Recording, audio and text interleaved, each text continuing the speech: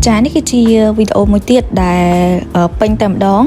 chẳng bị đau máu cứ nhung thử chỗ thuộc sấn nơi lòng thủy chỗហើយនេះពុកម៉ែបងប្អូននឹងឃើញជាស្ដែងហើយទៅតែពីអង្គវត្តនៅប្រពហៀមគឺហាក់បីដូចជាគំនូមួយផ្ទាំងទៀតអញ្ចឹងហើយវីដេអូពេញនេះហ្មងគឺ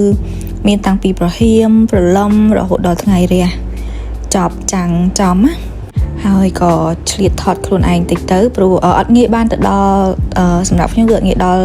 ប្រាសាទពេលបលឹមអញ្ចឹងទេពេលព្រឹកអញ្ចឹងគឺមកកាសតិចមែនតើអញ្ចឹងអារម្មណ៍យើងស្រស់ស្រាយទៅតាមនឹងហើយមកចំណុចកន្លែងនេះគឺខ្ញុំមើលពីចម្ងាយទៅគឺឃើញហាក់បីដូចជាផ្ទាំងគំនូរអញ្ចឹងដូចសុំគំនូរដែលបានសង់ប្រកបនៅក្នុងប្រាសាទស្រាប់អញ្ចឹងដូចមនុស្សសម័យដើមគឺគាត់អាចមើលផ្ទាំងគំនូរដោយអមដោយធម្មជាតិពិតចេញពីក្នុងប្រាង្គប្រាសាទទៅតែម្ដង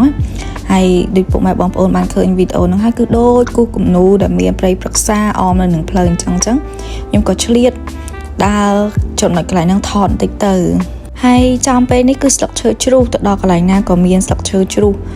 ច្រើនមែនតើហើយខ្ញុំក៏ចូលទៅកន្លែងស្បុកព្រៃហ្នឹងគឺដើម្បីដូចថាយើងលេងជាមួយនឹងស្លឹកឈើហ្នឹងណាគឺជាមួយនឹងខ្យល់ធ្លាក់ជាហើយក៏ដូចជាស្លឹកឈើជ្រុះរហូតពេញហ្នឹងគឺមិនថាដូចនៅប្រទេសគេអញ្ចឹងហើយចំណុចនេះវិញគឺកាន់តែស្អាតទៀតនេះគឺប្រាសាទមួយដែលយើងមើលពីច្រកខាងលិចមកដែលបែរនៅមាត់ទឹកតូចតែឯងហ្នឹងនេះឯងគឺខ្ញុំមិនដែរងាយមកបានទេរាប់តែប៉ងតែបើតែខ្ញុំមកប្រាសាទអង្គរបានច្រើនដងប៉ុន្មានតែលើកនេះគឺខ្ញុំបានមកដល់ហើយគឺខ្ញុំឃើញថាស្អាតណាដូចកូនផ្ទះមួយដែលនៅអមនឹង view មាត់ទឹកចឹងគឺស្អាតមែនតើហើយកន្លែងនេះគឺគាត់ធ្វើស្ពានដែលយើងមើលមកគឺទេសភាពអត់ខុសពីនៅប្រទេសក្រៅទេតែដោយសារអាកាសធាតុពេលព្រឹកដែរអញ្ចឹងវាធ្វើអារម្មណ៍យើងស្រស់ស្រាយត្រជាក់ស្រួលក្នុងការដើរយកស្រូបខ្យល់ក៏ដូចជាពណ៌ពន្លឺហ្នឹងគឺវាស្រស់ស្រាយទៅតាមនឹងទៀតណាយើងអាចមានអារម្មណ៍ថាត្រជាក់ស្រួលខ្លួនយើងអាចដើរមើលបានយូរយើងអាចដើរមើលបានដូចថាដើរមើលបានច្រើនណាផ្ចង់អារម្មណ៍បានល្អជាងបើសិនជាយើងដើរពេលថ្ងៃត្រង់អាចនឹងរៀងក្តៅ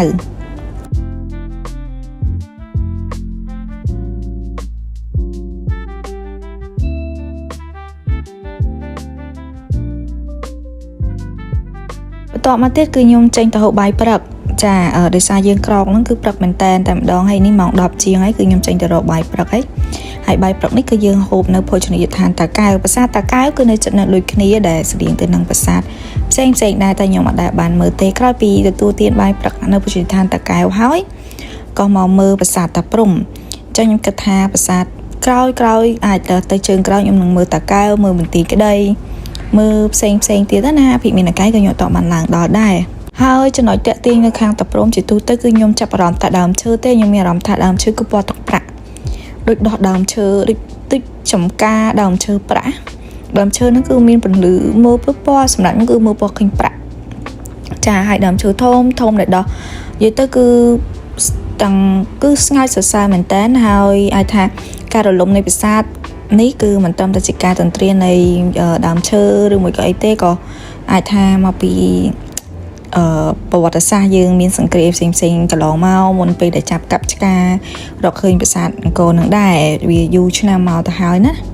ហើយចំណុចកន្លែងនេះវិញគឺខ្ញុំដើរកាត់កន្លែងនេះគឺគេដើរអោនគ្រប់គ្នាតែខ្ញុំដោះស្បែកជើងដើរទៅគឺ challenge កម្ពស់ខ្លួនឯងគឺបន្តមកទៀតយើងមកដល់ប្រាសាទមួយទៀតគឺហៅប្រាសាទព្រះខ័នទេសភាពស្រស់ស្អាតមែនតើហើយនេះយើងចូលទៅដល់កន្លែងមនីចេតិយខាងក្នុងដែលជាចេតិយរបស់អង្គណាមួយក៏ខ្ញុំមិនដឹងច្បាស់ជាស្រ័យតែគឺស្អាតកន្លែងហ្នឹងហើយមានតាំងពីប្រាសាទពីរជាន់ហើយវាលើកទី1របស់ខ្ញុំដែរដែលខ្ញុំមកខាងប្រាសាទព្រះខ័នហ្នឹងមកដល់ចំណុចកន្លែងនេះគឺដូចប្រាសាទព្រះវិហារមែនតើប្រាសាទព្រះវិហារខ្ញុំឡើងបាន2 3 ដងដែរហើយអារម្មណ៍ខ្ញុំដិតជាប់ទោះបីជាយូរឆ្នាំហើយក៏ដោយគឺយើងគិតទៅបេតិកភណ្ឌរបស់យើងភាពស្រស់ស្អាតអច្ឆរិយរបស់យើងវាមិនខ្វះទេច្រើនអាណិចមែនតើថាធ្វើវីដេអូគឺធ្វើមិនអស់អញ្ចឹងសម្រាប់ខ្ញុំគឺខ្ញុំគិតថាខ្ញុំចំណាយលុយចំណាយអីដើម្បីដើរលេងហើយថតផុសជាច្រើនប្រអួតពីវប្បធម៌ខ្លួនឯងប្រទេសខ្លួនឯងព្រោះអីអ្នកជិតខាងយើងគេចង់បានណាបន្តមកទៀតយើងបកមកខាងតាមផ្លូវប្រាសាទនិពន្ធណាជាមួយនឹងប្រទេសក្តីវិញបាត់ចូលទៅខាងគេហៅថាភូមិប្រដាក់មកទីនំអាកោកន្លែងគីឡ3ក៏ដូចជាទទួលទានអាហារថ្ងៃត្រង់និងសម្រាប់រហូតដល់ម៉ោង 3 កន្លះមុននឹងយើងចេញទៅមើលថ្ងៃលិចនៅខាងតំបន់កំពង់ភ្លុកវិញ